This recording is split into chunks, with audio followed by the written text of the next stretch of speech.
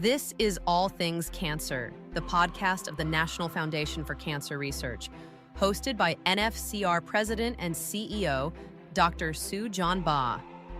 Each episode explores the hindsight, insights, and foresight of cancer research and care, and how NFCR and its partners are accelerating the path to cures. I'm Dr. Sujuan Ba. Today's episode is a very special conversation with two remarkable women who have become part of the NFCR family. The celebrated home chef and creator Shereen Pavlides and her daughter Isabella Pavlides, one of our youngest and most inspiring community ambassadors. Many of you know Shereen from her celebrated cooking platform, Cooking with Shereen, where she teaches millions to cook from scratch with lots of fun. But what you may not know is how deeply she and Isabella have committed themselves to supporting cancer research and to amplifying NFCR's mission.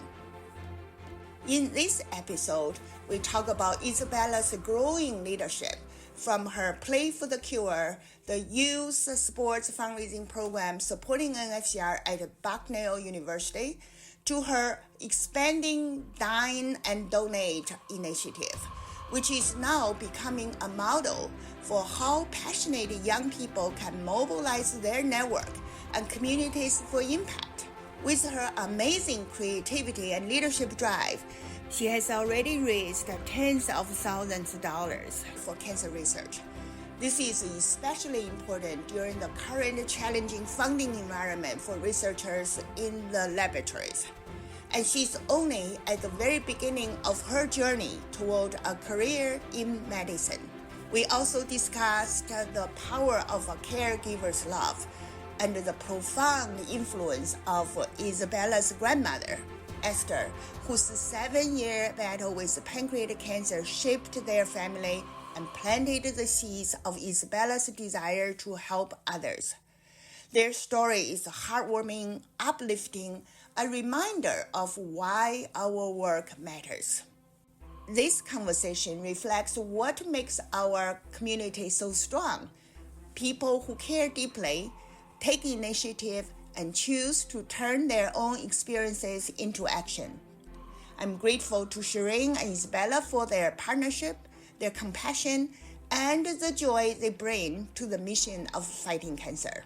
I hope you enjoy this heartfelt episode, and I hope the young aspiring listeners can follow Isabella's example and organize your own leadership initiative to support the critically needed research that could save lives.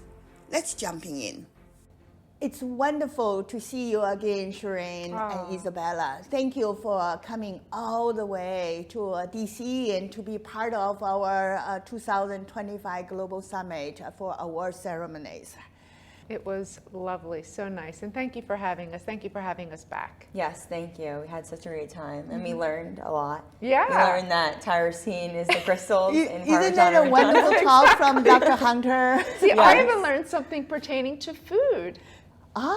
Yes. So it's the tyrosine. Tyrosine. Oh, cheese. Yes. You talked about it's cheese. So it's that crystallization form in cheddar cheese. Parmigiano Reggiano has that. So now I know it has an actual name for it. And you can talk more with your channel about that. Yeah. And it's amazing. One single seminal discoveries led to 80 plus approved drugs. So Dr. Hunter has really made a profound impact for cancer patients around the world, isn't it? That's wonderful. And I really wanted to catch up with you and talk about your impact for NFCR, and personally, thank you for all the wonderful things you have been doing to help our mission for several years. Especially when I heard about Isabella's new adventure, I should say. And that is amazing. I just wanted to tell you how much we appreciate it. Our scientists appreciate it. You met a lot of scientists last night, right? And you guys are part of the fabric that we are making a difference. So thank you. You're Of course, welcome. it's a pleasure. Yeah. It's so fun. We have a really good time doing them. And a lot of people come out, and it just feels like it's really easy, you know, because we're enjoying to do it. And we meet a lot of people that come out to see us, and they come out to dine for cancer research, and they'll learn, because I have all the stuff that you guys gave me on my table. They take it with them. But yeah, it's been really fun. I'm very proud of Isabella. She's very organized. I can see. Yeah, she's very organized. She shows up with all of her information that she needs. She coordinates with the restaurant owners and follows up with them and raises the money. And so what I do is the restaurant will pick like a percentage that they're good to donate. And at the end of the night or the next day, they'll take the percentage of what they earned at that restaurant and they'll make the donation under their name. And then on top of that, I'll do a little raffle table in the front of the restaurant. So the restaurant will like donate a gift card or a bottle of wine or something. And I'll sit there and I'll greet people when they come in and they'll enter the raffle. So that's like another little way of donating. And then I also had these little cute like canvases that go on every table with the QR code. But yeah, it's like 3 different like, I guess, different aspects of the event. Integrated campaign. Yes. And she does this all herself. She's very creative. Yeah, she's doing a great job. I'm I so know. proud of her. Did you get training from your mom? A Who little is bit, a yes. very good marketer and But she's also chef. teaching me too. Well, but I have to tell you, it's not that easy. It's natural for you, so it's easy for you, but it's quite challenging for any organizations to organize events and still make good donation, good size of donation. I know how hard it is. So, and let us know if you need any help and what we can do to help you to realize your vision and your goal. Your team is amazing. Every time I need a little bit of help, I email Julia or David or Jonathan, and everyone gets back super quickly and helps me with everything. So it's great. I love the team that I'm working with. So I'm glad super to hear. helpful. We have a wonderful team, and my team, like I said, we are nimble. We are agile. Everybody who works there just very committed to the mission. And you can tell. So I know, Isabella, you started with NFCRs from the Play for the Cure. Yes. And you played field hockey. And then you started that, you organized the field hockey. Well, so Bucknell, they do a Play for the Cure game every October, every year. But every year, a junior will take it over, and they'll kind of be in charge of like organizing donations and stuff like that. So I was the junior. I took it over my junior year, and I thought that was just like a really good time for my mom and I to do something for cancer. So we took that opportunity, and I thought this is a good time. Maybe we can use my mom's platform and make it something so we can get a lot of people to bring donate. More awareness. Yeah.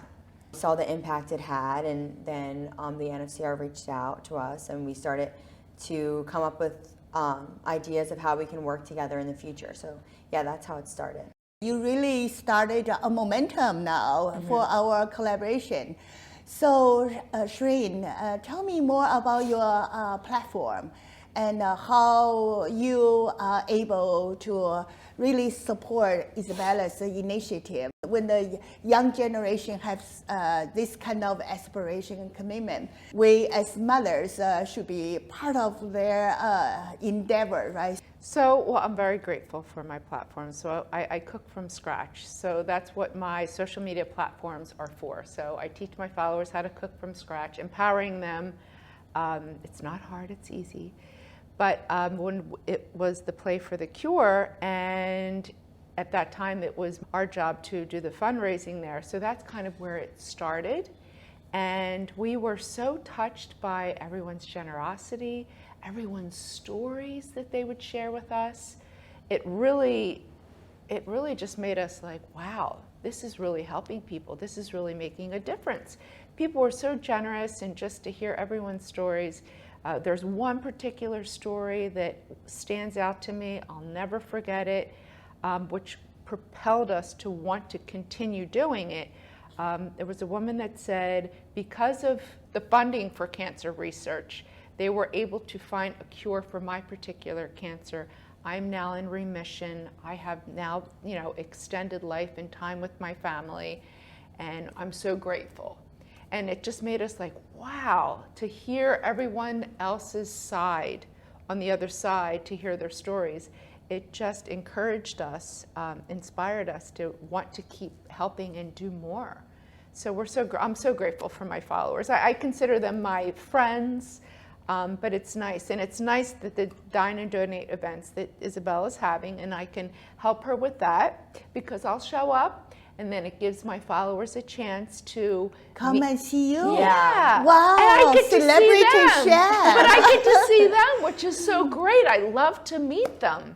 So it gives us that opportunity, and it's such a casual atmosphere. They're just coming to have dinner with their family and friends, and we just so happen to be there because there's no pressure. The restaurant just donates a portion of the proceeds of their bill, so there's no pressure. They just go out, have a good time, have a date night, enjoy dinner, and we get to meet them. So it's wonderful. And, having fun and making an impact. Yes, Isn't and it making wonderful? a difference. Yeah, making a difference. It's great. That's wonderful. And we were very grateful for your support. And when you call out from your platform and NFCR's name gets spread out. And NFCR, as you probably already realize, is a very nimble, agile team.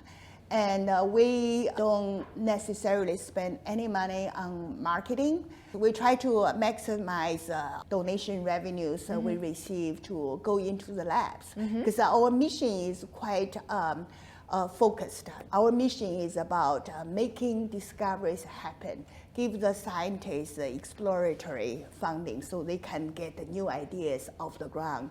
They can have the flexibility and freedom to explore the unanticipated phenomena, so that those hypotheses, new ideas, and blue sky exploration usually leads into the breakthroughs.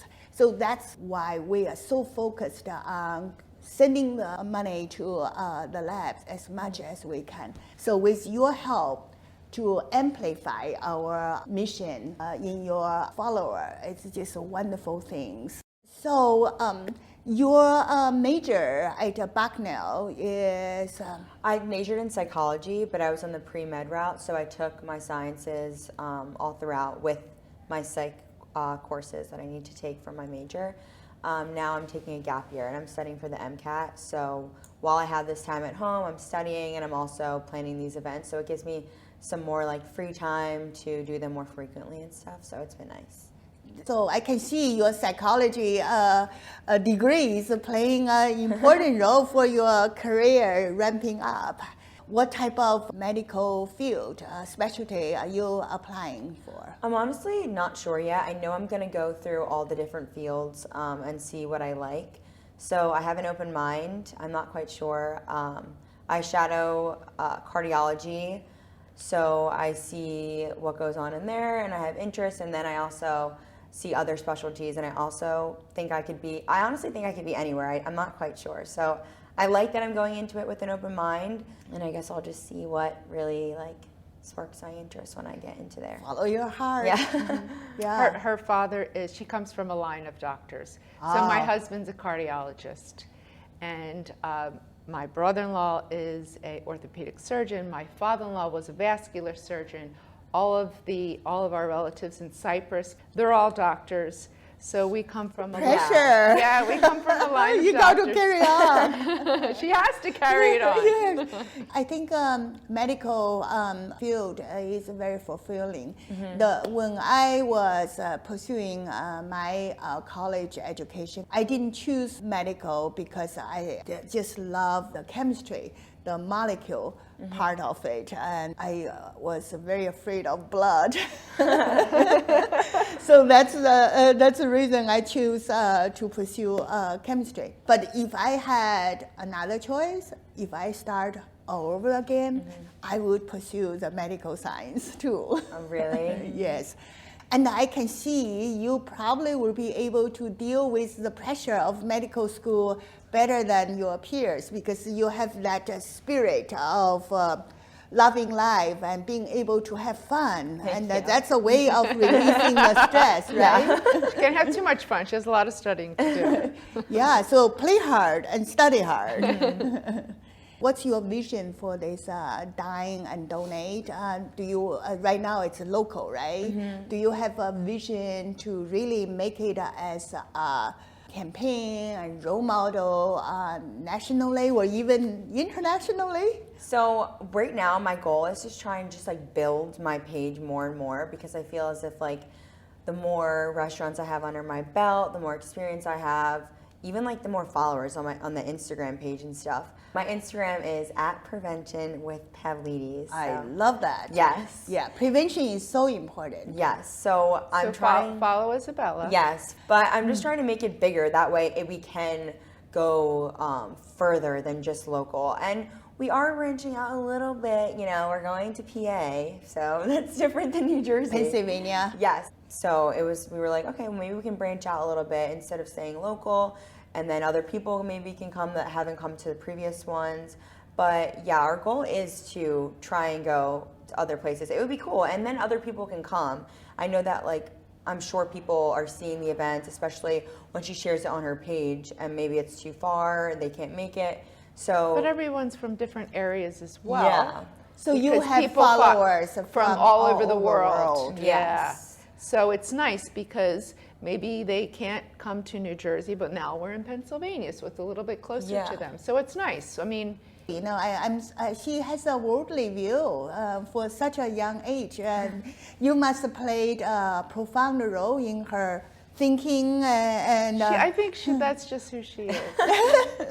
she definitely adds. She's a self-starter. She's a self-motivator. She always has been, even when she was little. You said you were very close with your grandma Esther. Yes. And she got diagnosed with cancer. But luckily, you had 7 years 7 with years. her. Yes. So tell me about that journey. And Shereen, It's so tell me inspiring. about that. I would love to share that. So my mother-in-law was diagnosed, I'm going to go back even a little further.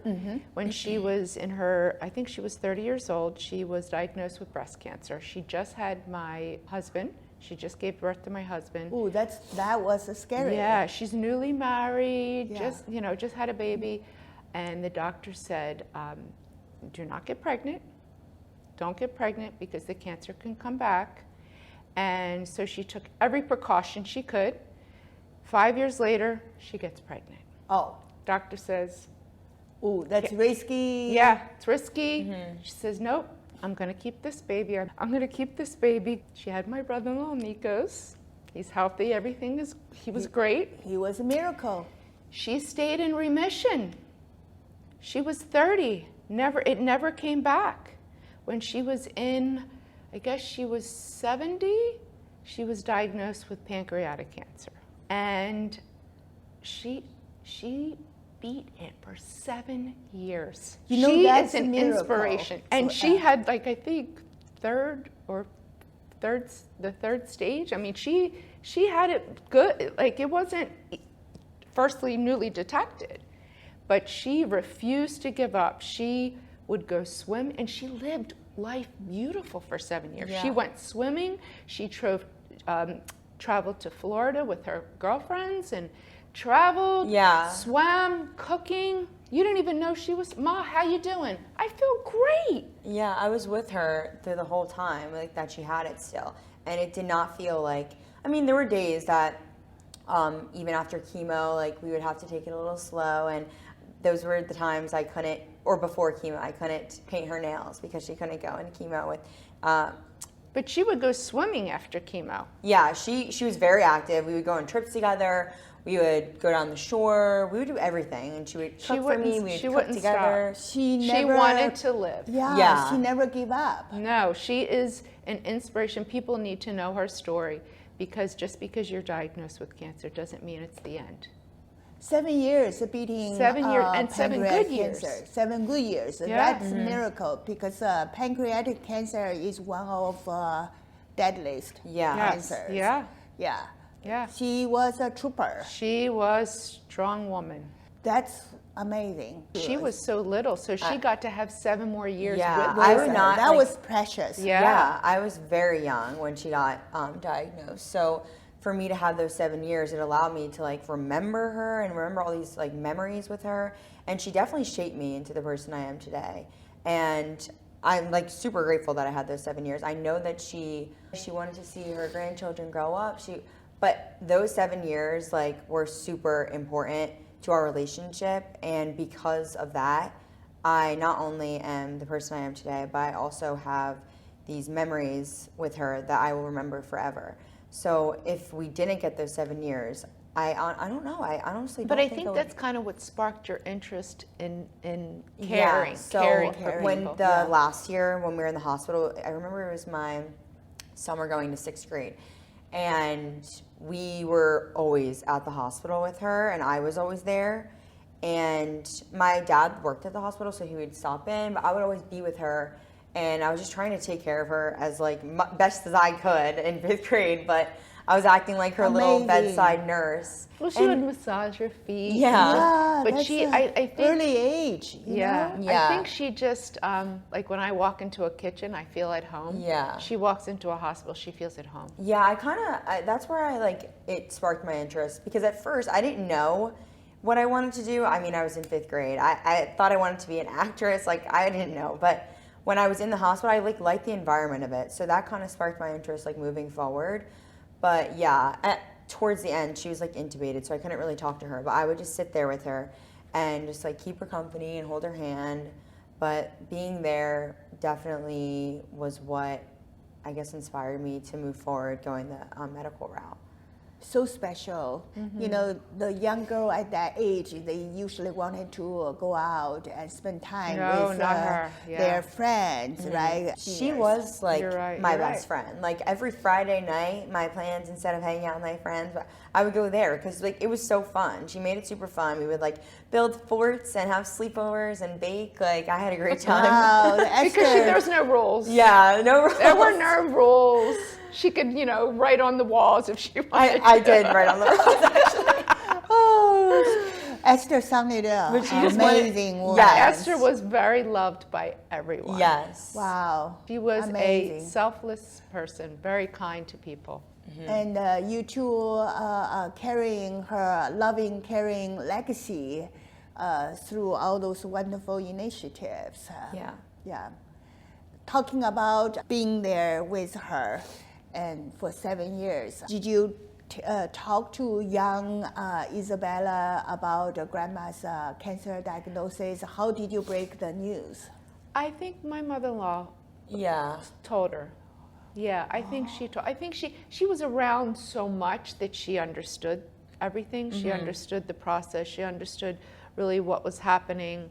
My mother-in-law was also letting her know, like she was writing. She wrote like letters. Letters. I mean, it's about this thick. Letters. Oh wow! Yeah. Regularly. So for her to read forever. Yeah. So she would write. She had like a stack of papers, and she would write to me, kind of like in the future for me when I was older to read. Just because I was a little bit younger, so some of the things she wrote about I wouldn't have understood right then, but she let me know, that she was in the stage that she was, but she made sure she wrote us all letters that we kept, which was really nice. You should write a book about that, Isabella. Yeah. That would be really good perspective. Chapters about her letter and what you did, your perspective back then, now. Yeah. That would be fantastic guiding book, real stories to inspire so many people. Yeah. I think from two different perspectives and how to talk with the young kids about the cancer, how you relate. Yeah. That would be fantastic. I encourage you to write something like that. Yeah, that would be great. I remember, she would have her defeated moments. Of course. And I remember saying to her, there was someone that I was watching that inspired me. This particular woman had cancer, and she was like, oh, no, I'm going to live. This is not. She refused to hear the doctors say that she had a certain period of time to live. They gave my mother-in-law 2 months. 2 months. And she lived 7 years. So I had said to her, such and such, she refuses, get back to your living again. And she said to me, she was like, you telling me that story changed my perspective. Because she was just, you go through the downturns. Yeah. And she was like, I'm going to live. And her whole thing was, I am going to live. I want to live. But I think everyone needs to hear that. Yeah. People need to hear her story. They need to hear that she was diagnosed, hey, you only have 2 months, and she beat it for 7 years because it was her will and determination. That's critical. And more to than have half that the time battle. to travel, to be with her family, to watch her grandchildren Yeah. grow. Yeah. You were the only It's wonderful. child. No, my brother, and then my 2 cousins, but they lived in Pennsylvania a little bit further. So they didn't see them as much. I would say that I was the favorite. Well, but- You were the closest. grandmother's favorite child, so you were always there. Yeah, I was always there. And she Yeah. lived like 9 minutes Yeah, away she lived from around us. the corner. Yeah. Yeah. So did you and your brother talk about grandma's situation? Were you scared? Honestly, I feel like being in that situation at such a young age kind of matured me in a little bit. Like I do remember when we were in the hospital and my dad and my grandfather and my uncle, who are all physicians, and I was outside in the hallway with them, and we were talking about when it was right to make a decision. And I was in 5th grade, and I was talking, like, even thinking about it now, I'm like, wow, I was so young, but I honestly was very, like, I knew what was going on, and You were mature. I was mature, and I was extremely close with her. I was with her every single day in the hospital, so I was out there with them talking about, like, what the right decision was going to be. So that whole talk definitely also matured me in a way. But my brother and I, she wanted us to write a speech at her funeral. So my brother and I came together and we wrote out this whole speech. And her funeral was huge because she had so many friends, like an insane amount of friends. The church was filled. And we sat up there and we wrote this, we read this whole like speech. So we did that together. I was really grateful for the time I was given with her. So, Like I said earlier with you when we first met, is I lost my mother 2 months ago. Being in the cancer research field, knowing every major players, knowing all the major medical institutions, you would think I would be better prepared to deal with it. I wasn't.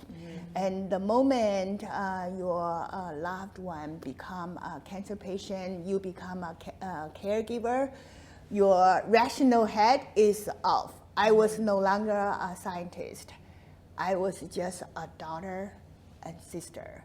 It was a traumatic 5-6 weeks journey. My sisters and I have to figure out how much information we want to disclose to her, the degree of her cancer to communicate with her. And also, there were cultural issues.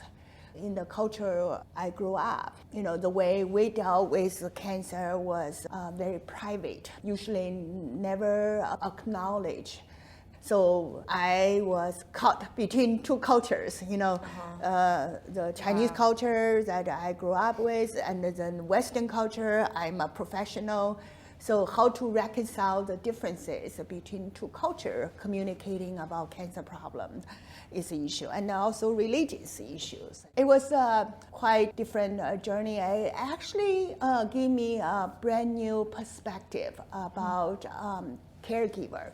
So I think what you mentioned about your journey with Esther, beside her brave journey as a patient, your journey were also very special. Yeah, I'm very grateful for you to come join this wonderful community you saw, and for you to be our community ambassador, first through your platform, now through Isabella's platform. We thank you so much Yes. for honoring Isabella as a junior ambassador and for having us. Well, thank you both for being here. And to those of you listening at home, be sure to follow Prevention with Pavlides on Instagram to stay updated on the incredible work of Isabella and Shereen. Thank you for listening to this episode of All Things Cancer. Be sure to subscribe so you never miss future conversations. To learn more about how the National Foundation for Cancer Research is working with the global research community to make cures possible, visit NFCR.org. You can also reach us directly at 800-321-CURE.